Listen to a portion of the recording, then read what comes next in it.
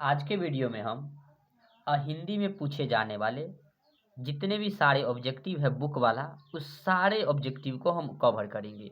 अगर आप इस वीडियो को पूरा देखते हैं, एक एक प्रश्नों को समझते हैं बड़ी बारीकी से, तो इससे एक भी ऑब्जेक्टिव बुक का बाहर नहीं जाएगा। इसलिए आप कृपया करके ध्यान से मन लगाकर देखें। हम चैप्टर को शुरुआत करते हैं, एक एक चैप्टर के सारे प्रश्नों को देखेंगे। तो जो किसले बुक है भाग 3 का, उसको हम शुरुआत करते हैं 10वीं कक्षा के। पहला प्रश्न है, तू जिंदा है तो कविता में कवि क्या गुजर जाने की बात करते हैं। तो कवि कहते हैं कष्ट और जुर्म को गुजर जाने की बात करते हैं।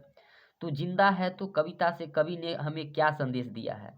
तो इसमें कवि संदेश देता है कि कठिनाइयों को भूलकर लक्ष्य की प्राप्ति करनी चाहिए।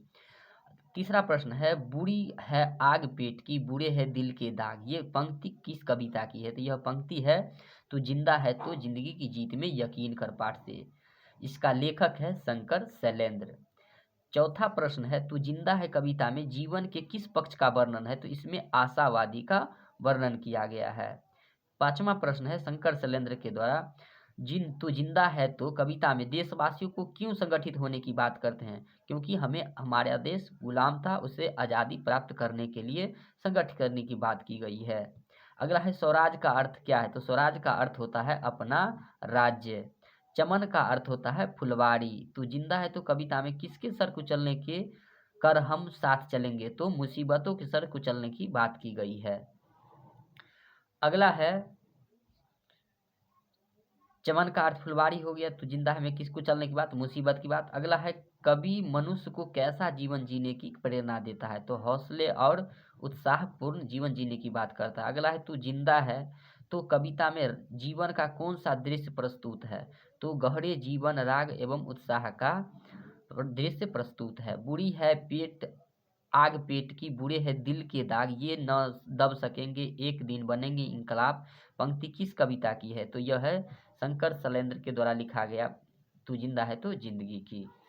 अगला है क्वेश्चन नंबर 12, तू जिंदा है जिंदगी में यकीन कर। तो हमें जीत में यकीन करना चाहिए। हमारे कारवां को किसका इंतजार है। तो मंजिलों का इंतजार है। गिरेंगे जुल्म के महल बनेंगे फिर नवीन घर कहीं है स्वर्ग तो उतार ला जमीन पर। यह पंक्ति जो है वह तू जिंदा है तो जिंदगी के पाठ से लिया गया है। कैसा व्यक्ति जिंदा माना जाता है। तो स्वाभिमानी व्यक्ति जो है जिंदा माना जाता है। अगला है, तू जिंदा है शीर्षक पाठ गद्य की कौन सी विधा है। तो यह है तो कविता।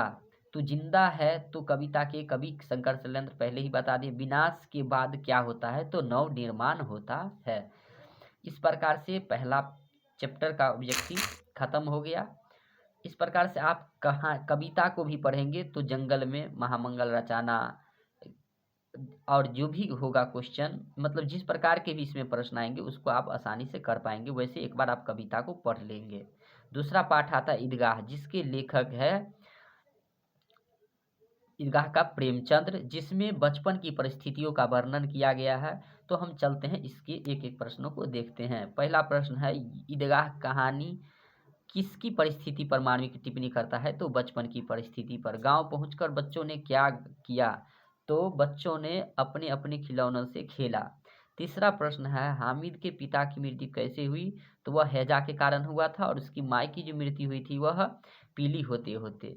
चौथा प्रश्न है, तू डरना नहीं अम्मा मैं सबसे पहले आऊँगा बिल्कुल न डरना। यह किसने कहा। तो हामिद ने कहा था, जिसके पास 3 पैसा था। उसकी दादी जिसकी नाम अमीना थी और उसे मेला जाने के लिए दिया था। हामिद के पास कितने पैसे थे। तो 3 पैसा था, जो हम इससे पहले ही आपको बता दिए हैं। नूरे को किस खिलौने से प्रेम है। तो नूरे ने वकील लिया था और उसके बाद महमूद सिपाही लिया था। ऐसे ही कर करके और है, हामिद रहता है जो चिमटा खरीदता है 3 पैसे में। ईदगाह कहानी के कहानीकार कौन है। तो उसका लेखक है आपका प्रेमचंद्र है। ईदगाह कहानी आधारित है। तो ईदगाह कहानी जो आधारित है वह है बाल मनोविज्ञान पर आधारित। अगला प्रश्न की ओर चलेंगे। अगला प्रश्न में आता है,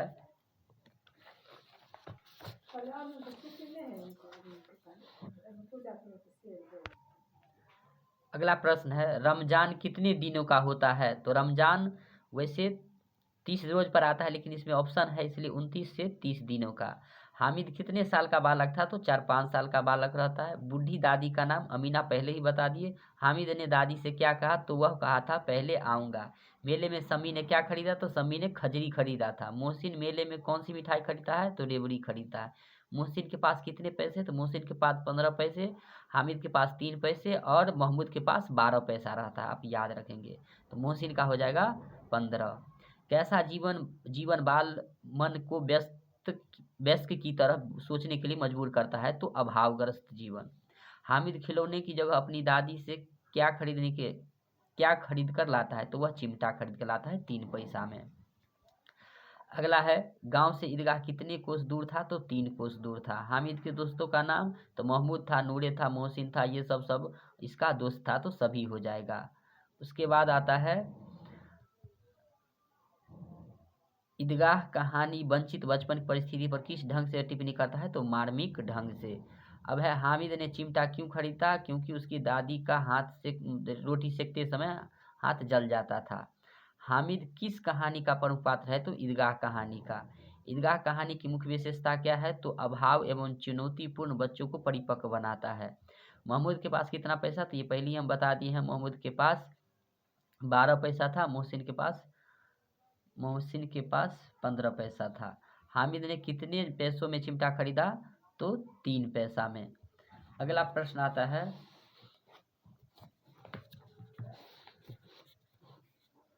रमजान के कितने दिनों बाद ईद आई? तो रमजान के 30 रोज के बाद ईद आई। कौन सी कहानी वंचित बचपन परिस्थिति? तो ईदगाह हो जाएगा। रमजान के महीने में मुसलमान क्या रखते हैं? तो रोजा रखते हैं। अब है, चिमटा किसने खरीदा? तो चिमटा हामिद ने खरीदा था 3 पैसा में। ईद के दिन उदास थी कौन? अमीना। गदगद का अर्थ होता है प्रसन्न होना। इस प्रकार से ये जो पाठ है, इस पाठ के सारे ऑब्जेक्टिव क्या हो गया? खत्म हो गया। इसी में आप देखेंगे मुसलमानों का पर्व है ईदगाह, जिसमें बच्चा जो रहता है हामिद, वह बचपन की परिस्थितियों के कारण वह अभावग्रस्त रहता है। अब तीसरा चैप्टर आता है करमवीर। करमवीर के लेखक है अयोध्या सिंह उपाध्याय हरि योध, जिसमें क्वेश्चन पहला है, करमवीर शीर्षक कविता में कौन परिश्रम करने में जी नहीं चुराता? तो वह होता है करमवीर। आज करना है जिसे करता है उसे आज ही, किस कविता की पंक्ति है? तो यह करमवीर की है। अब है, काम को आरंभ करके यो नहीं जो छोड़ते, किस कविता की पंक्ति है? तो यह है करमवीर का। अगला है, देखकर बाधा विविध बहुविघ्न घबराते नहीं, यह पंक्ति किस कविता से? तो करमवीर से है। करमवीर चिलचिलाती धूप को क्या बना देती है? तो चांदनी। असंभव को संभव बना दे उसे क्या कहते हैं? करमवीर कहते हैं। करमवीर के कवि कौन है? तो शंकर करमवीर का है हरियोध। अब है, करमवीर कविता में किसकी विशेषता बताई गई है? तो करमवीर की। अब है, हीरा किससे बनता है? तो हीरा कार्बन से बनता है।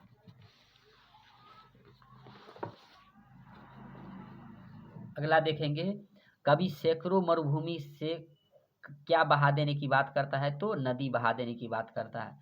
कवि के अनुसार जंगलों में महामंगल रचा देने का काम कौन करता है? तो करमवीर करता है। सभ्यता एवं संस्कृति के रक्षक और निर्माणकर्ता कौन है? तो करमवीर है। करमवीर कविता के आधार पर आप अपना आदर्श किसे मानते हैं? तो वह महात्मा गांधी को मानता है। अब है, करमवीर की क्या पहचान है? तो जो कर्म के प्रति निष्ठा रखते हैं। अब है, करमवीर शीर्षक कविता किस भाषा में लिखी गई है? तो यह खड़ी हिंदी बोली में लिखी गई है। व्यक्ति की कैसी निष्ठा उसके सफलता का निर्धारण करती है? तो कर्म के प्रति निष्ठा। करमवीर पर्वतों को काट कर क्या बना देते हैं? तो सड़क। वीर भीड़ में क्यों नहीं दिखाते हैं? तो वीर भीड़ में क्या नहीं दिखाते? तो वीर भीड़ में वीरता नहीं दिखाते हैं। करमवीर कांच को क्या करके दिखा देते हैं? तो रतन करके दिखा देते हैं। अब है, करमवीर पुरुष क्या करते हैं? तो करमवीर पुरुषार्थी होते हैं। चिलचिलाती धूप को जो चांदनी देवे बना, काम पड़ने पर करे भी सामना, तो यह शेर का हो जाएगा। परिश्रम के द्वारा मनोवांछित लक्ष्य कौन प्राप्त करता है? तो करमवीर। पर्वत को काटकर सड़क बना देते हैं, यह पंक्तियां जो है वह किस पाठ से है? तो यह हरियोध के पाठ से है। सपूत शब्द का प्रयोग किया गया है किसके लिए? करमवीर के लिए। और सपूत का मतलब अच्छा पूत, कपूत का मतलब अच्छा पुत्र नहीं होता है। अब है, मरुभूमि में नदियां कौन बहा देते हैं? तो करमवीर। अगला है, आज के काम को कल पर टालने वाले को कहते हैं दीर्घसूत्री। अब क्वेश्चन नंबर आता है 27, पर्वत का पर्यायवाची तो हो जाएगा गिरी। अब है कर्मवीर धन संग्रह करते हैं परिश्रम से। तो इस प्रकार से ये जो तीसरा चैप्टर है उसका ऑब्जेक्टिव खत्म हो जाता है। आप कविता को पढ़ेंगे तो कविता को आसानी से पढ़ने के बाद आपको पूरा ऑब्जेक्टिव समझ में आ जाएगा। वैसे हम चैप्टर चौथा शुरुआत करते हैं, बाल गोविंद भगत। तो बाल गोविंद भगत जो है पाठ में हम ऑब्जेक्टिव को देखते हैं। तो पुत्र की मृत्यु होने पर बाल गोविंद भगत क्या कर रहे थे, तो गीत गा रहे थे आंगन में। बाल गोविंद भगत पुत्र की मृत्यु के बाद पुतोह को रोने के बदले क्या करने को कहते हैं, तो वह उत्सव मनाने के लिए कहता है। बाल गोविंद भगत किसे साहब मानते थे, तो कबीर को अपना साहब मानते थे। बाल गोविंद भगत सिर में क्या पहनते थे, तो कबीर पंथी की जो कनपट्टी टोपी होती थी वह पहनते थे। अगला है बेटे के क्रियाक्रम के बाद बाल गोविंद भगत पुतोह को कहाँ भेज दिए, तो वह पुतोह को मायके भेज दिए जबरदस्ती, जब नहीं जा रही थी फिर भी। बाल गोविंद भगत की प्रभातियां कब से शुरू होती है, तो कार्तिक से शुरू होता है और फागुन तक चलता है। अगला है बाल गोविंद भगत ने पतोह को किसके साथ भेज दिया, तो उसके भाई के साथ भेज देता है। बाल गोविंद भगत साहित्य की कौन सी विधा है, तो रेखा चित्र है। गर्मी में बाल गोविंद भगत की संज्ञा उमस भरी शाम को भी कर देती है, वह क्या कर देता है, शीतल। जो कुछ खेत में पैदा करता था सिर पर लाद कर बाल गोविंद भगत कहाँ लेके जाते थे, तो साहब के दरबार में 4 किलोमीटर या 4 मील लगभग जाता है पहुँचाने के लिए। फिर वहाँ से जो मिलता था वही लेकर के वह अपना जीवन यापन करता था। जाड़े में बाल गोविंद भगत किस रंग की कमली ऊपर से ओढ़े रहते थे, तो काली कमली ओढ़े रहते थे और 2 मील जाकर के नदी स्नान करते थे तब घर आते थे। काली कमल ओढ़े और 2 मील नदी स्नान करने के लिए रोज जाते थे। बाल गोविंद भगत रेखा चित्र के रचनाकार है, तो वह है राम वृक्ष बेनी पूरी। अब बाल गोविंद भगत की उम्र कितने थे, तो 60 से ऊपर के थे और यह मझले कद के थे, 60 के ऊपर और मझले कद के थे, और इनका जो केस था वह पका हुआ था।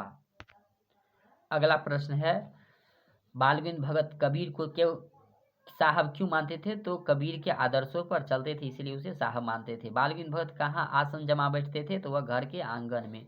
गोदी में पीवा चमक उठे सखिया चिहुक उठे न गाते थे कौन, तो बाल गोविंद भगत।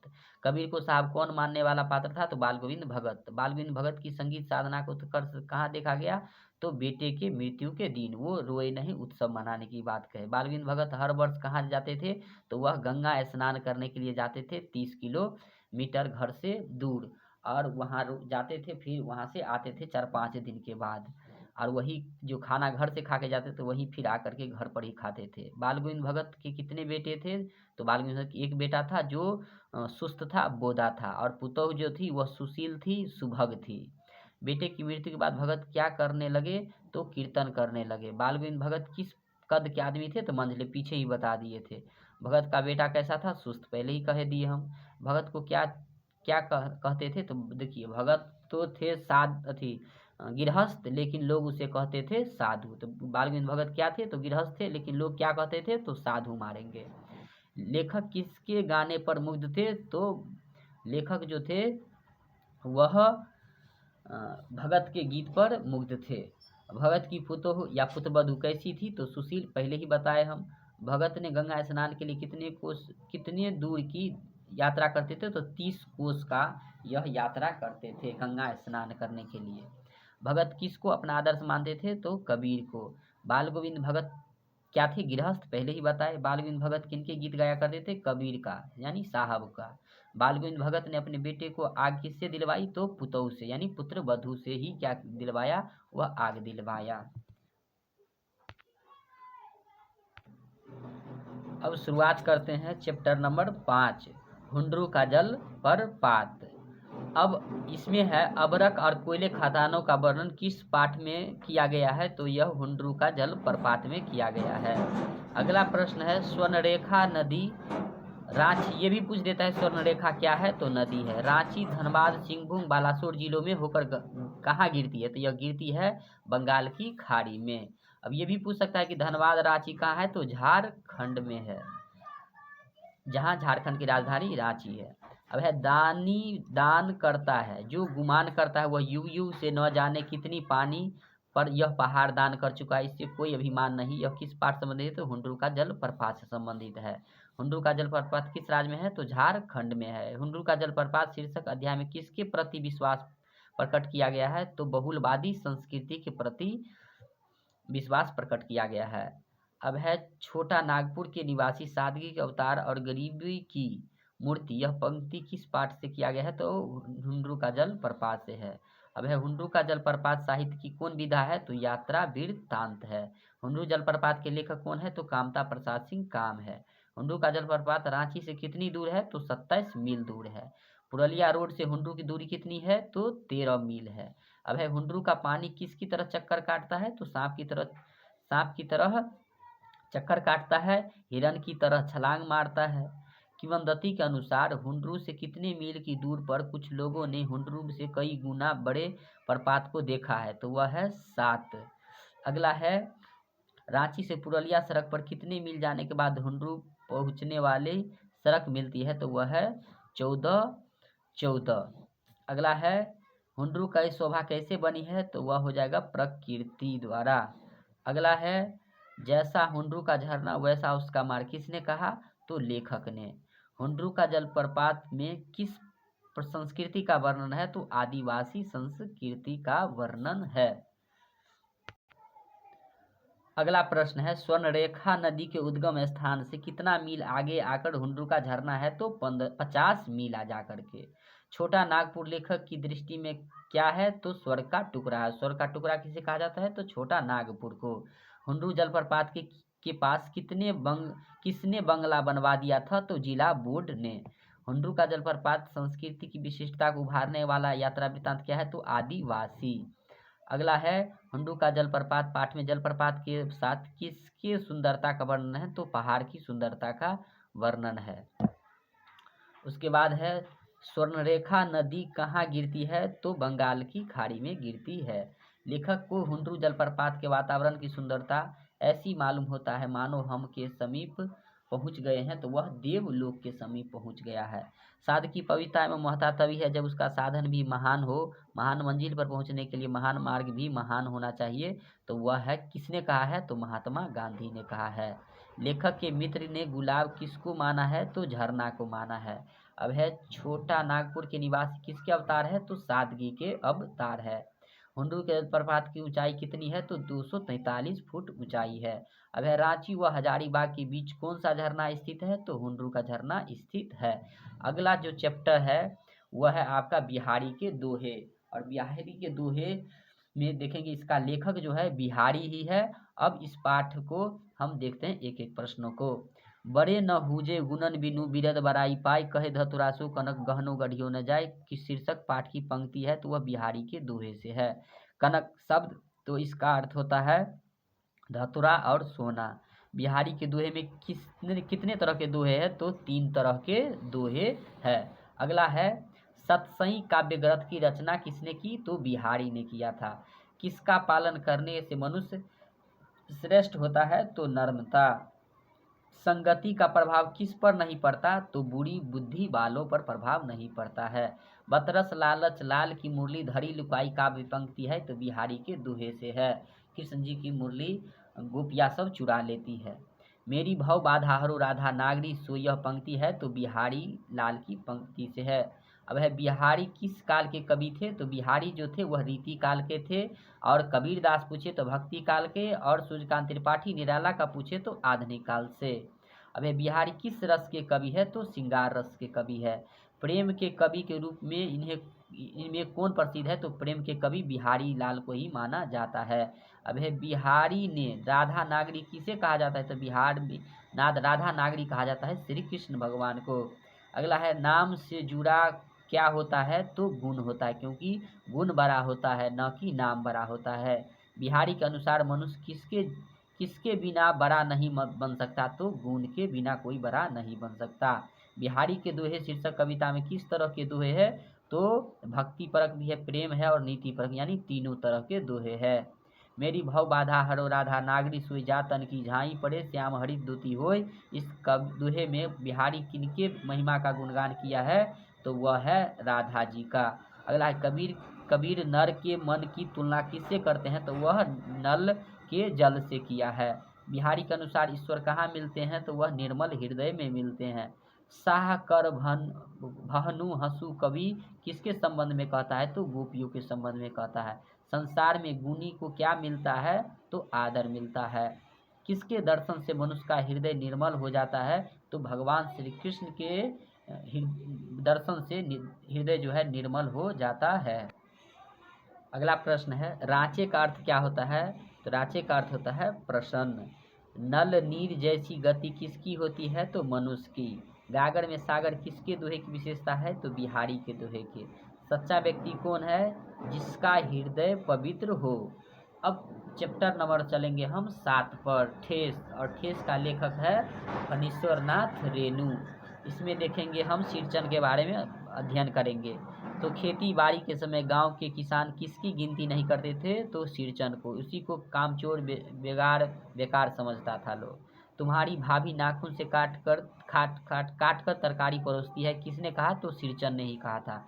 ठेठ शीर्षक कहानी में सिरचन क्या था? तो वह एक कारीगर रहता है, जात का कारीगर था, जो शीतल पाटी सब बनाया करता था। सिरचन को बुलाने से पहले लेखक किससे पूछ लेती थी? तो वो अपनी माँ से पूछ लेती थी, तब जाती थी बुलाने। गांव के लोग सिरचन को क्या समझते? तो बोल ही दिए, बेकार। शेष कहानी में किस दिन चिक की पहली पाँति में 7 तारे जगमगा उठे 7 रंग के? तो दूसरे दिन। ठेस शीर्षक कहानी के लेखक है तो फणीश्वर नाथ रेणु। ठेस किस प्रकार की कहानी है? तो आंचलिक कहानी है।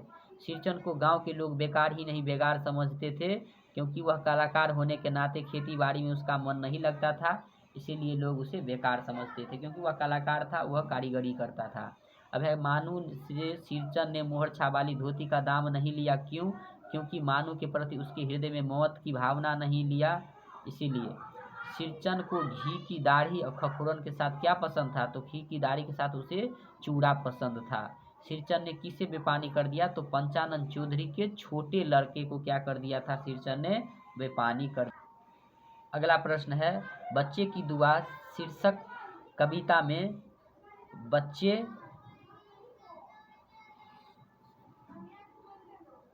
अब पाठ है आपका बच्चे की दुआ। और बच्चे दुआ के पाठ में हम देखेंगे, एक प्रश्न है कि बच्चे की दुआ के पाठ के लेखक देखेंगे मोहम्मद इकबाल है, जिसमें देखेंगे क्या बच्चे की दुआ में। अगला प्रश्न है, सिरचन जाति का क्या है? तो सिरचन जाति का कारीगर था। सिरचन को लोग क्या समझते थे? चटोर समझता था। ठेस कहानी का पात्र क्या है? तो सिरचन है। फणीश्वर नाथ रेणु कैसे कलाकार है? तो लोक मन के मर्मज्ञ थे। अब ठेस कहानी कलाकार के मन की विशेषता का कैसा वर्णन करती है? तो मार्मिक वर्णन करता है। ठेस कहानी में कहाँ की लोक संस्कृति का प्रभावी वर्णन है?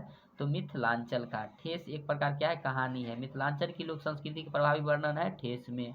ठेस शीर्षक कहानी का मुख्य पात्र कौन है? तो सिरचन है। मानू कौन थी? तो कहानी की नायिका है। ठेस कहानी में कितने पात्र है? तो 5। मोहर छाप वाली धोती का दाम सिरचन को कौन देने लगा? तो मानू। सिरचन को पान का बीड़ा किसने दिया? तो मानू ने दिया। मोहर छाप वाली धोती कितने की आती थी? तो 8 रुपये की आती थी। अब है, सिरचन स्टेशन पर मानू दीदी को क्या देता है? तो वह शीतल पाटी, चीक, एक जोड़ी आसन कुश उपयुक्त सभी चीज देता है। अगला पाठ है बच्चे की दुआ। बच्चे की दुआ में देखेंगे, जिंदगी हो मेरी परवाने की सूरत यारब पंक्ति किस कविता से है? तो बच्चे की दुआ से है। लब पे आती दुआ बन के तमन्ना मेरी किस पाठ की है? तो बच्चे की दुआ पाठ के है। और बच्चे दुआ पाठ के लेखक है मोहम्मद इकबाल। अगला प्रश्न है, बच्चे की दुआ शीर्षक कविता में बच्चे कैसे राह पर चलने की बात की दुआ करते हैं? तो नेक राह पर। हो मेरे दम पर यूं ही मेरे वतन का जिन्नत, फूल से होती है चमन की जिन्नत। यह पंक्ति किस शीर्षक कविता से है? तो बच्चे की दुआ से है। बच्चे की तमन्ना क्या है? तो इंसान बनने की। बच्चे की तुलना की गई है किससे? तो फूल से। अल्लाह और ईश्वर में फर्क तो नहीं है। जिन्नत शब्द अर्थ होता है तो शोभा होता है। नेक अर्थ क्या है? तो अच्छा होता है। बच्चे की दुआ शीर्षक कविता में दुआ कौन कर रहा है? तो बच्चे कर रहा है। बच्चे शीर्षक से ईश्वर से क्या मांग रहे हैं? तो उनसे उनके वतन की शान बढ़े। अगला है, दर्दमंद और वंचित की हिफाजत का संकल्प निहित है किसमें? तो बच्चे की दुआ में। खुद को बुराई से बचाकर नेक राह पर चलने की दुआ किस कविता में की गई है?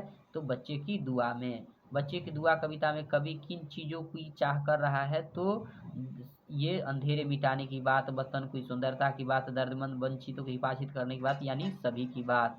बच्चे की दुआ शीर्षक कविता के लेखक कौन है? तो मोहम्मद इकबाल है। बच्चे की दुआ शीर्षक कविता क्या है? तो वो एक प्रार्थना गीत है। ये मोस्ट इंपोर्टेंट क्वेश्चन ये सब है। दर्दमंद और वंचितों की हिफाजत का संकल्प किस कविता में है? तो बच्चे की दुआ में है। बच्चे की दुआ शीर्षक कविता में किसके बेहतर बनाने की कामना की गई है? तो संसार को बेहतर बनाने की कामना की गई है। उसके बाद है कविता को उर्दू भाषा में क्या कहते हैं? तो नज्म कहते हैं। मेरे अल्लाह बुराई से बचाना मुझको, नेक राह पर हो उसे चलाना मुझको, दोहा किस कविता की है? तो बच्चे की दुआ का है। आप कविता को पढ़ेंगे सब आसानी से समझ में आ जाएगा। अगला प्रश्न है अशोक का शस्त्र त्याग। इसमें देखेंगे क्या? जब तक शरीर में प्राण रहेंगे अहिंसा ही मेरा धर्म होगा, ये बात कहा था अशोक ने।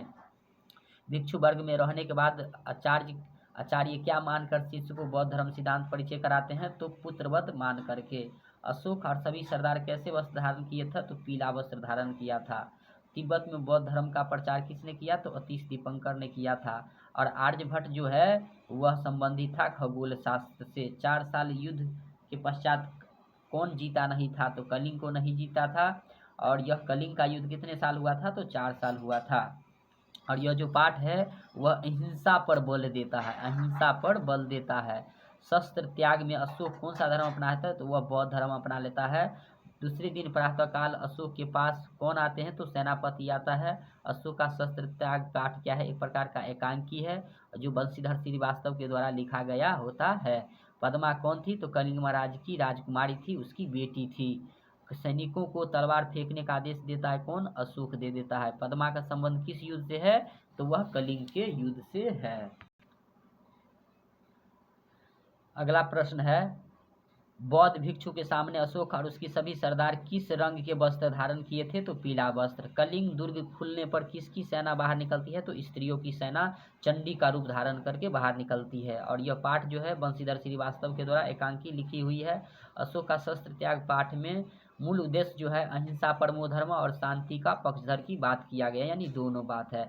मैं स्त्रीवध नहीं करूंगा, ये बात अशोक ने कहा था। कलिंग संबंधित है पद्मा से। कलिंग महाराज की कन्या कौन थी? तो पद्मा थी, ये पहले ही बता दिए। और अशोक के शस्त्र त्याग पाठ में 4 पात्र है। कितने पात्र? 4 मुख्य पात्र है। उसके बाद अशोक का शस्त्र त्याग में किस युद्ध का वर्णन किया गया है? तो कलिंग युद्ध का वर्णन किया गया जो 4 साल चला था। और पद्मा किसका बदला लेना चाहती? तो अपने पिता का बदला लेना चाहती है। अहिंसा के पक्ष में अपने कथानायक का मानविक विकास करती है कौन? तो अशोक का शस्त्र त्याग पाठ। इसी में देखेंगे कि अशोक कलिंग की राजकुमारी पद्मा पर शस्त्र नहीं चलाते हैं क्योंकि वह एक क्या थी? एक स्त्री थी। अशोक का शस्त्र त्याग गद विद्या कौन सी विद्या है? तो एकांकी है। उसके बाद है देखेंगे सम्राट अशोक जो रहता है वह तलवार फेंक देता है किसके? पद्मा के सामने। उसके बाद फिर क्वेश्चन है जिस सेना ने तुम्हारी पिता, भाई, पुत्र और पति की हत्या की है वह तुम्हारे सामने खड़ी है, यह किसका कथन है? तो सम्राट अशोक का। सम्राट तुम्हारे सामने खड़ी है, यह किसका कथन है? जिस सेना ने तुम्हारी पिता, भाई, पुत्र और पति की हत्या की है वह तुम्हारे सामने खड़ी, यह किसका कथन है? तो यह बात कही थी पद्मा ने। किसने कही थी? पद्मा। अशोक नहीं, यह गलत है, यह हो जाएगा पद्मा। अगला है अशोक ने किस धर्म को स्वीकार किया? तो अशोक ने बौद्ध धर्म को स्वीकार किया। अशोक कहाँ के सम्राट थे?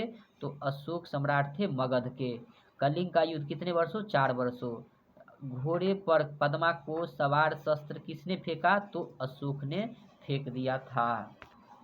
चैप्टर नंबर आ गया 10, ईर्ष्या तू न गई मेरे मन से। और इसका लेखक कौन है? तो रामधारी सिंह दिनकर है। अब अगला क्वेश्चन पहले से शुरुआत करते हैं। इस ईर्ष्या तू न गई मेरे मन से शीर्षक का पाठ में कहा गया है जिसे किसी प्रचंड में चिंता ने पकड़ लिया उस बेचारे की जिंदगी क्या हो जाती है? खराब हो जाती है। ईर्ष्या तू न गई मेरे मन से निबंध के हृदय पर दंश के दाह को कौन भोगता है? तो ईर्ष्यालु व्यक्ति दंश मर के मरते रहता है। ईर्ष्या तू न गई मेरे मन से शीर्षक पाठ में वकील साहब के बगल में कौन रहता था? तो बीमा एजेंट रहता था जिससे वकील साहब ईर्ष्या करता था। रामधारी सिंह दिनकर के रोचक निबंध ईर्ष्या तू न गई मेरे मन में किस पर टिप्पणी की गई है? तो रोजमर्रा के व्यवहारों पर टिप्पणी की गई है जिसमें दिनकर जी इसके लेखक है। जो एक प्रकार का निबंध है। और ईर्ष्या तू न गई मेरे मन से क्या है? निबंध है जो विचारात्मक है, विचारात्मक है। और अनोखा वरदान कहा गया है ईर्ष्या को। ईर्ष्या की बड़ी बेटी जो है उससे निंदा को कहा गया। ईर्ष्या की बड़ी बेटी निंदा, और निंदा की माँ जो होगी वह ईर्ष्या होगी। यार ये तो बाजार की मक्खियाँ है, अकारण हमारे चारों ओर भिन भिनाया करती, कहा था कि तो नीत्शे ने कहा था। रामधारी सिंह दिनकर का जन्म कहाँ हुआ था? तो बिहार में हुआ था। लेखक के अनुसार निंदा की माँ कौन है? अब ये बताई थी ईर्ष्या। ईर्ष्या तू न गई मेरे मन से शीर्षक पाठ में कौन सी विधा है? तो रोचक निबंध है ये। वकील साहब क्यों सुखी नहीं है? क्योंकि वह ईर्ष्या करता है। निंदा है ईर्ष्या की बड़ी बेटी का नाम। वकील साहब क्या है? तो वकील साहब ईर्ष्यालु थे। मूल रूप से रामधारी सिंह दिनकर है, तो रामधारी सिंह दिनकर क्या है? एक कवि है जो बिहार के कवि है। अगला प्रश्न आता है 17। तुम्हारी निंदा वही करेगा जिसकी तुमने भलाई की है, यह बात कहा था ईश्वरचंद विद्यासागर ने। निंदा किसकी जाती है? तो भलाई करने वालों की। अगला है भलाई करने वालों की निंदा होती है, यह किसने कहा? तो ईश्वरचंद विद्यासागर ने। नीत्शे ने बाजार की मक्खियाँ किसे कहा है? तो निंदक को। ईर्ष्या सबसे पहले किसे जलाती है? तो जिसके हृदय में उसका जन्म होता है। ईर्ष्या तू न गई मेरे मन से पाठ में वकील साहब के बगल में कौन रहते थे? तो डॉक्टर नहीं, ईर्ष्या वकील साहब के बगल में बीमा एजेंट वाले रहते थे। डॉक्टर गलत हो जाएगा, बीमा एजेंट वाले रहते थे। अगला है कौन चिता के समान है? तो चिंता जो होता है वह चिता के समान होता है। ईर्ष्या कौन करता है? तो ईर्ष्या करता है जो दूसरों को सुख नहीं दे सकता, दूसरों को हानि पहुंचाना चाहता है, संतोष का अधूरा मानता है, सुख संतोष का अधूरा मानता है, यानी तीनों। ईर्ष्या का संबंध किससे है? तो अपने प्रति द्वंद्वता से है। अब सही संतुलित जीवन के प्रति एक दृष्टिकोण विकसित करने की सीख क्या है? तो ईर्ष्या तुन गई मेरे मन से। तनावों को कम करने में व्यक्ति की अपनी खास योग्यता रहती है, कथी? अंतर आत्मा की। अगला पाठ है कबीर के पद, और कबीर के पद के लेखक है कबीरदास, जो भक्ति काल के कवि थे, और उन्होंने रूढ़िवादिता पर जोर दिया है, जिसमें मोको शब्द का अर्थ होता है मुझको यानी ईश्वर के लिए। और कबीर जो थे वह एक प्रकार के निर्गुणवादी थे। जिसमें देखेंगे कहता है कबीर के पदों की महत्ता के अर्थ के खास तौर पर उल्लेखनीय है, वह इसमें जो वर्णन करता है वह समकालीन समय की। उसके बाद कबीर के पहले किन विचारों का खंडन किया? तो रूढ़िवादिता विचार का पहले ही बोल दिए। मोको का अर्थ क्या है? मुझको अर्थ है ईश्वर के लिए किया गया है। कबीर थे निर्गुणवादी। उसके बाद कबीर ने ईश्वर का निवास कहाँ माना है? तो प्रत्येक हृदय में माना है। आँखीं देखी की बात किसने कही है? तो कबीर ने कहा है। कबीर ने विरोध किया बाह्य आडंबर को। कबीर क्या थे? तो एक भक्त थे। और कबीरदास किस स्वभाव के थे? तो वह अक्खर स्वभाव के थे। मोको कहाँ ढूंढे बंदे, मैं तो तेरे पास रे, पंक्ति है कबीर के पद के पाठ की है। मोको का अर्थ मुझको, जो पहले ही बता दिए। कबीर किस काल कवि? भक्ति काल के पहले ही बता दिए। कबीरदास भक्ति धारा के कवि है, तो निर्गुण भक्ति धारा के है। उसके बाद देखेंगे इसी में कबीरदास जो है समकालीन समय की बात करता है। कौन? तो कबीरदास। कबीर के अनुसार भक्ति किस कारण सत्य की पहचान नहीं कर पाता है? तो अज्ञानता के कारण और मूढ़ता के कारण, यानी दोनों सही। अगर मैं कहता आँखन देखी, तू कहता कागज की लेखी, पंक्ति उद्धृत है कबीर के पद से। कागज का अर्थ क्या है? कागज। भक्ति काल के कवि कबीरदास। कबीर ने कागज की लेखी की जगह किसकी बात की है? तो आँखिन देखी की बात की है। कबीर के अनुसार मनुष्य को कैसा होना चाहिए? तो ईश्वर के प्रति अनुरागी होना चाहिए। कबीर के अनुसार सच्ची भक्ति क्या है? तो मानव सेवा ही सबसे बड़ी सच्ची भक्ति है। कबीर के पद शीर्षक पाठ साहित्य की विद्या क्या है? तो पद है। कबीर की भाषा कैसी थी? तो सधुकड़ी इसकी भाषा थी। अगला पाठ है विक्रमशिला। इसमें देखेंगे विक्रमशिला विश्वविद्यालय किस काल में शिक्षा का केंद्र था?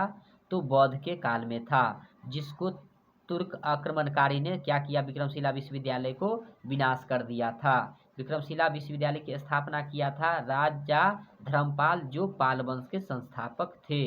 विक्रमशिला विश्वविद्यालय में 10,000 छात्र और 1,000 अध्यापक की संख्या थी। विक्रमशिला विश्वविद्यालय की स्थापना जो हुआ था वह 8वीं सदी में हुआ था, और इसके प्रांगण में 6 विश्वविद्यालय थे। 6 क्या थे? विश्वविद्यालय थे। उसमें 6 महाविद्यालय था। विक्रमशिला में कितने अध्यापक? तो 1,000 पहले ही पढ़ा दिए। अब है आचार्य के विक्रमपूर्ण आचरण और उनकी अखंडता फिर संपन्न से अभिभूत होकर इस विद्यालय का नाम क्या रखा गया? तो विक्रमशिला रखा गया। विक्रमशिला पाठ साहित्य कौन सी विधा है? तो यह निबंध है। विक्रमशिला का अतीत और वर्तमान कौन सुन रहा है? तो स्वयं विक्रमशिला। विक्रमशिला में कुल कितने गेट थे? तो 6 गेट था। किस सदी में पूर्व एशिया का महादेश का ज्ञान सबसे केंद्र बन गया था? तो 10वीं 11वीं में एशिया का सबसे बड़ा केंद्र बन गया था। अगला प्रश्न है, विक्रमशिला विश्वविद्यालय और उसके महाविद्यालय पाठ्यक्रम का माध्यम क्या था? तो संस्कृत था। विक्रमशिला में पुरातात्विक खनन के दौरान भूमि स्पर्श मुद्रा में किसकी प्रतिमा प्राप्त हुई? तो भगवान बुद्ध का, जो 4.5 फुट का था। उसके बाद देखेंगे आर्यभट्ट किस क्षेत्र में विश्व प्रसिद्ध है? तो खगोल विद्या में। लामा संप्रदाय की शुरुआत किसने किया था? अतीश दीपंकर ने किया था। आधुनिक भागलपुर जिला किस महाजनपद से प्रचलित है? तो आधुनिक भागलपुर को अंग महाजनपद के नाम से जाना जाता है।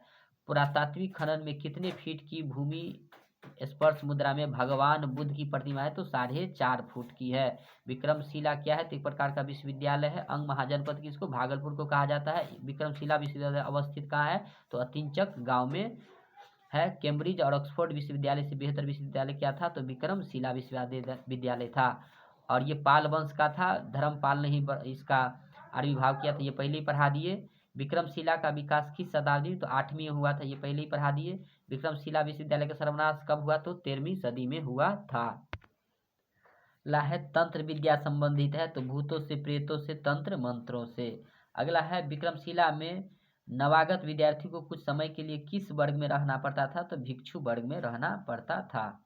अगला है विक्रमशिला विश्वविद्यालय का सर्वनाश किसने किया? तो तुर्क आक्रमणकारियों, लुटेरों ने इसका सर्वनाश कर दिया। विक्रमशिला विश्वविद्यालय की स्थापना की गई थी धर्मपाल के द्वारा, जो पाल वंश के थे। तबकात ए नासरी के लेखक कौन है? तो धर्मस्वामी है। तुर्क ने किस शताब्दी में विक्रमशिला पर आक्रमण किया था? तो 13वीं सदी में। विक्रमशिला विश्वविद्यालय के प्रथम कुलपति कौन थे? तो हरिभद्र थे। उसके बाद इसी में क्वेश्चन ये भी पूछ सकता है कि क्षतिग्रस्त सील का सत्यापन किया गया, तो यह वीरब्रज से। और 10वीं 11वीं सदी में पूर्व एशिया का उत्कृष्ट शिक्षा केंद्र बन चुका था कौन? तो विक्रमशिला विश्वविद्यालय। 13 नंबर पाठ है वह है आपका दीदी की डायरी।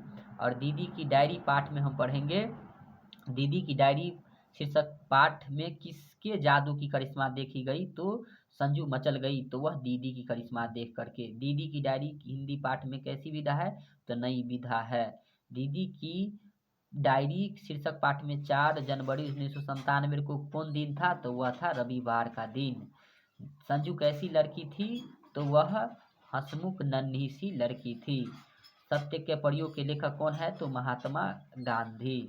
गद्य साहित्य की नई विधा क्या है? तो डायरी है। किसकी डायरी का वर्णन पाठ में किया गया है? तो दीदी की डायरी का। अगला, संजू की डायरी किसने ला दी? तो उसके पिता ने उसे डायरी ला दी थी। संजू को डायरी लिखने की प्रेरणा किस महापुरुष से मिली? तो महात्मा गांधी की किताब सत्य के प्रयोग से मिला था। महात्मा गांधी को ही बापू कहा जाता है या राष्ट्रपिता कहा जाता है। 8वीं कक्षा में पढ़ती थी कौन? तो संजू पढ़ती थी। संजू पिकनिक मनाने कब गई? तो 3 जनवरी 1997 को गई। किताबें पढ़ने का शौक किसको था? तो संजू को किताब पढ़ने का शौक था। संजू की सहेली की शादी बचपन में ही कर दी गई? तो उसकी नीलू की शादी बचपन में ही कर दी गई थी, जो कक्षा में अव्वल आया करती थी। संजू ने जिस गांधी साहित्य को पढ़ा उसका नाम सत्य के प्रयोग था। और 4 जनवरी 1997 को संजू ने डायरी में किसके बारे में बताया था? तो जापानी लड़की तोतो चान की कहानी की बात में तोतो चान की कहानी की बात की गई है। अब संजू को डायरी लिखने की प्रेरणा कैसे मिली? तो गांधी साहित्य से। गांधी जी को जो एक किताब था वह था सत्य के प्रयोग, उसी किताब से मिला।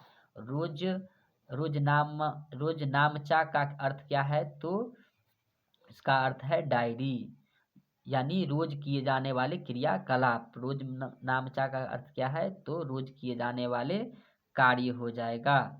अगला है, संजू को उपहार में क्या मिलता है? तो वह पुस्तक मिलता है। स्कूल में संजू किस चीज की तलाश में रहती है? तो स्कूल में वह चटपटी पुस्तक की तलाश में रहती है। अगला है, डायरी में किन घटनाओं को लिखा जाता है? तो डायरी में दिन भर की, रोज भर की दिनचर्या, वार्तालाप, ये सभी हो जाएगा। सत्य के प्रयोग पुस्तक के रचयिता कौन है? तो गांधी जी। दीदी की डायरी शीर्षक पाठ में किस पर करारा प्रहार किया गया है? तो सामाजिक परंपरा पर। संजू ने दीदी की डायरी के जो पृष्ठ पढ़े हुए किस महीने के थे? तो जनवरी महीने के थे। संजू कैसी लड़की है? तो हंसमुख लड़की है। संजू को क्या पढ़ने का शौक है? तो कहानी, कविता, कॉमिक्स सभी। तो चांद किसकी कहानी है? तो जापानी लड़की की कहानी है। दीदी की डायरी साहित्य की कौन सी विधा है? तो डायरी है। नीलू कक्षा में क्या आती थी? तो वह प्रथम आती थी, अव्वल आती थी। विद्यालय के सांस्कृतिक कार्यक्रम का मुख्य पात्र कौन थी? तो दीदी थी। शादी के बंधन के कारण किसकी पढ़ाई बंद हो गई थी? तो वह नीलू की बंद हो गई थी। 14 नंबर चैप्टर पर हम चलेंगे, पीपल का पेड़। तो पीपल जो पाठ है उसमें के लेखक की चर्चा हम आगे करते हैं। तो पीपल शीर्षक कविता में किसका वर्णन है? तो वन प्रांत और सौंदर्य का है। पीपल कहाँ खड़ा है? तो निर्झर के पास। पीपल कविता किसके परिचय कराती है? तो प्रकृति के विविध रूपों से। पीपल शीर्षक कविता में पक्षी तरु पर क्या खाता है? तो फल। पीपल शीर्षक कविता में पीपल वृक्ष के समक्ष क्या सक्रिय है? तो पेड़, झरने, नदी, चिड़िया, ऋतु, दिवस, चक्र, ये सभी। पीपल वृक्ष कहाँ है? तो निर्झर के पास। छायावादी कविता की उल्लेख का विशेषता क्या है? तो प्रकृति चित्रण। और पीपल क्या है? प्रकृति चित्रण, छायावादी है। पीपल का पेड़ मानव सभ्यता के लिए क्या है? अति उपयोगी है। प्रकृति चित्रण कविता यह छायावादी है। किसके पास खड़ा होकर पीपल कला कल छलाछल सुनता है? तो निर्झर के पास। उसके बाद ये नदी, झील, जामुन, तमाल, इमली, करील सब पंक्ति है वह पीपल पाठ से है। विविध बदलावों का साक्षी कौन है? तो पीपल। रो रो कर रात गुजारता है कौन? चकोर। प्राकृतिक सौंदर्य देखकर गाने के लिए विह्वल होता है कौन? तो बुलबुल। मराल का अर्थ क्या है? तो हंस। कविता के केंद्र में क्या है? तो पीपल। छायावादी प्रकृति की चित्रण है। पीपल पाठ की विधा क्या है? तो वह है पीपल। पीपल पाठ क्या है? तो वह हो जाएगा पीपल कविता हो जाएगा। उसके बाद है कवि के अनुसार पीपल के पत्ते का आकार क्या है? तो यह हो जाएगा गोल। निर्झर के पास पीपल सुनता रहता है कल कल छल छल, यह पंक्ति है गोपाल सिंह नेपाली के द्वारा। भारतीय संस्कृति के पीपल वृक्ष का स्थान कैसा है? तो पूजनीय है, जिसको पूजा जाता है। पीपल पाठ गोपाल सिंह नेपाली के द्वारा लिखा गया है, जो छायावादी है, प्रकृति चित्रण है। उसके बाद है पीपल का वृक्ष किस गैस को सर्जन करता है? तो ऑक्सीजन। पीपल कविता में किस भाव की व्यंजना हुई है? तो जंगल के प्रकृति सौंदर्य की। अगला प्रश्न आता है, कैसा वातावरण मिलने पर बुलबुल पंछी जो है वह गाने लगता है? तो वह है पावस की फुहार और शीतल ब्यार बहने पर। अगला प्रश्न चैप्टर आता है दीनबंधु निराला, जिसके लेखक है आचार्य शिवपूजन सहाय। इसमें देखेंगे यथा निरुक्तो अस्मि तथा करोमि को किसने चरितार्थ किया? तो दीनबंधु निराला, जिसके लेखक है दीनबंधु निराला के सूर्यकांत त्रिपाठी निराला। उसके बाद देखेंगे दीनबंधु निराला शीर्षक जीवनी के लेखक कौन है? तो शिवपूजन सहाय है इसके लेखक, दीनबंधु निराला पाठ के। महाकवि निराला की प्रसिद्ध रचना क्या है? तो राम की शक्ति पूजा। कलकत्ता महानगरी की सड़कों पर निराला क्यों घूमते थे? वे सड़क के किनारे पर बैठे हुए भिखमंगों का समाचार जानने के लिए घूमते थे, उसी को सब कुछ दिया करते थे। आचार्य शिवपूजन सहाय द्वारा रचित पाठ है दीनबंधु निराला। उसका दीनबंधु निराला पाठ की विधा क्या है? तो निबंध है। जो रहीम दिन ही लखे दीनबंधु सब हो, यह किनके प्रसिद्ध दोहे है? तो वह रहीम के प्रसिद्ध दोहे है। निराला की सच्चे अर्थों में किसके मित्र थे? तो दीन दुखियों के मित्र थे। दीनबंधु निराला का पूरा नाम क्या है? तो सूर्यकांत त्रिपाठी निराला है। पुण्यशील कौन थे? तो निराला। याचकों के लिए कल्पतरु कौन थे? तो निराला जो थे वह याचकों के लिए क्या थे? कल्पतरु थे। अगला क्वेश्चन आता है, दीनबंधु निराला बंगाली समाज में किस तरह घुल मिल गए थे? तो दूध मिश्री की तरह। किसके पास पैसा अतिथि के समान टिकता था? तो वह निराला के पास। आधुनिक काल के बेहद प्रतिष्ठित कवि कौन है? तो वह सूर्यकांत त्रिपाठी निराला। निराला के व्यक्तित्व और जीवन के अनेक अनछुए पहलुओं का उद्घाटन करता है, तो वह दीनबंधु निराला। अगला है, किसका अधिकांश अवकाश काल दीनों की दुखियों में बीतता था? तो वह निराला का। दीनबंधु कैसे होते हैं? तो तन मन धन से दुखियों की सेवा करने वाला। बेलूर मठ कहाँ है? तो कलकत्ता में है। निराला जी का चरित्र कैसा था? तो उदात था, दीनबंधु था, यानी दोनों। विवेकानंद सोसाइटी के विराट आयोजन कार्यक्रम में निराला जी किस काम की जिम्मेवारी निभाते हैं? तो दरिद्र नारायण के भोजन के लिए।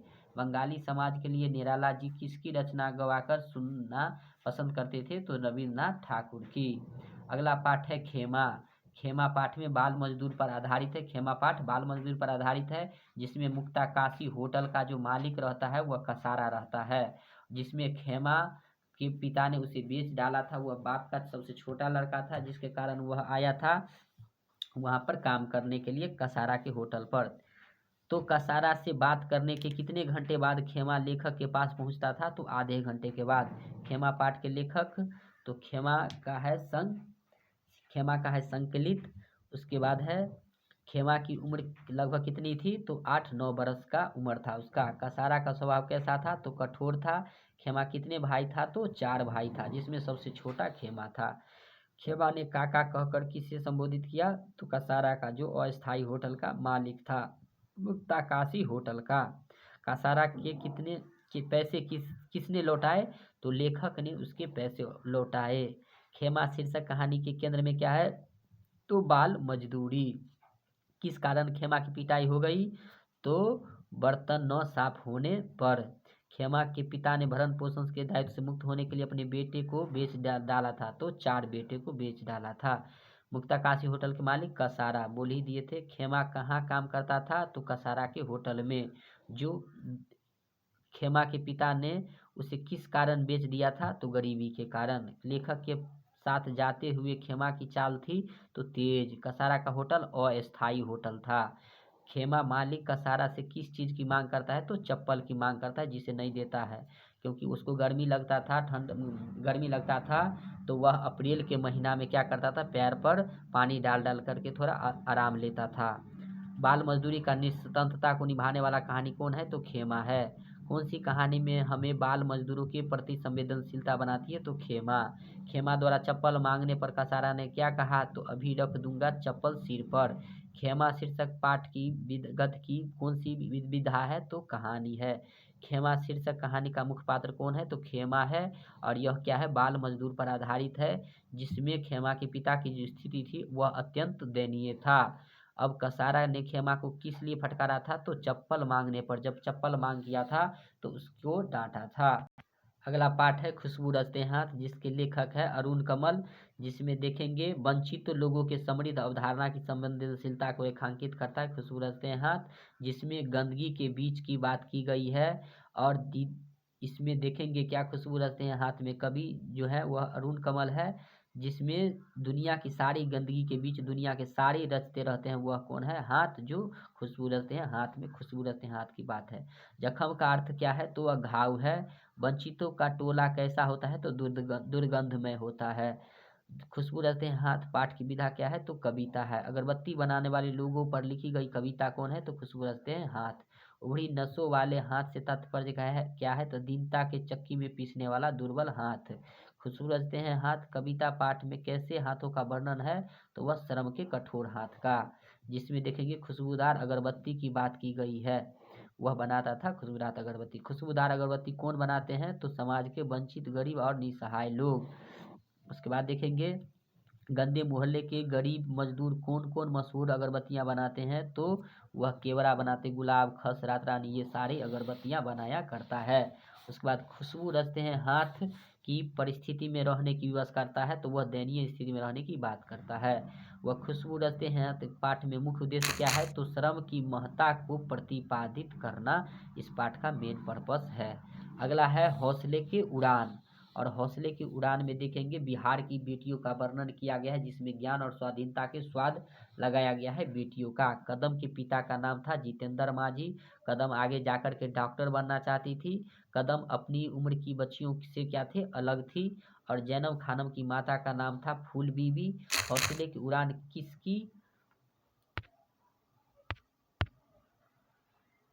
किसकी उड़ान की चर्चा की गई है? तो बिहार की बेटियों की। अब हौसले की उड़ान में कितनी बेटियां हैं? तो 4 बेटियां हैं। एथलेटिक प्रतियोगिता 400 और 1600 के दौर में सोनी गई थी। गुड़िया पढ़ लिख करके अध्यापिका बनना चाहती है।